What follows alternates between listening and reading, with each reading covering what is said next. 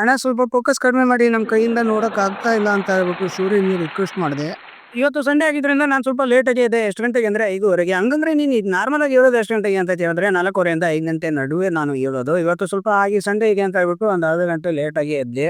ಇವು Sunday walking fitness ಅಂತ ಏನು ಮಾಡೋದಿಲ್ಲ ಅಂತ ಹೇಳ್ಬಿಟ್ಟು ಫ್ರೆಶ್ ಅಪ್ ಆಗಿ ಹೊರಗಡೆ ಬಂದೆ. ಹೊರಗಡೆ ಬಂದು ನೋಡಿದ್ರೆ 11 ಗಂಟೆಗೆ ಈ ರೇಂಜ್ಗೆ ಇದೆ ಗುರು ಬಿಸಿಲು. ಸೂರ್ಯನಿಗೆ ಸ್ವಲ್ಪ ರಿಕ್ವೆಸ್ಟ್ ಮಾಡ್ಕೊಂಡೆ, ಸ್ವಲ್ಪ ಫೋಕಸ್ ಕಮ್ಮಿ ಮಾಡಪ್ಪ, ನಮ್ಮ ಕೆಲಸಗಳೆಲ್ಲ ಆಗುತ್ತೆ, ಇಲ್ಲ ಅಂದ್ರೆ ನಾವು ಹೊರಗಡೆ ಓಡಾಡೋದಕ್ಕೆ ಆಗೋದಿಲ್ಲ ಅಂತ ಹೇಳ್ಬಿಟ್ಟು.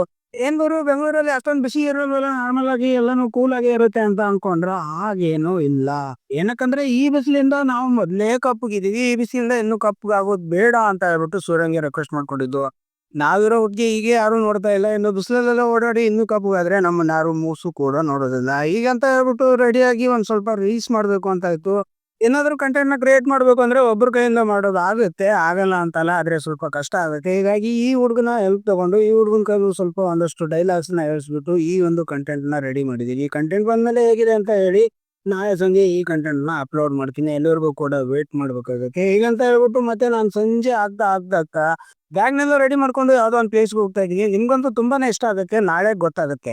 ನೋಡಿ ಸ್ವಾಮಿ ನಾವಿರೋದು ಹೀಗೆ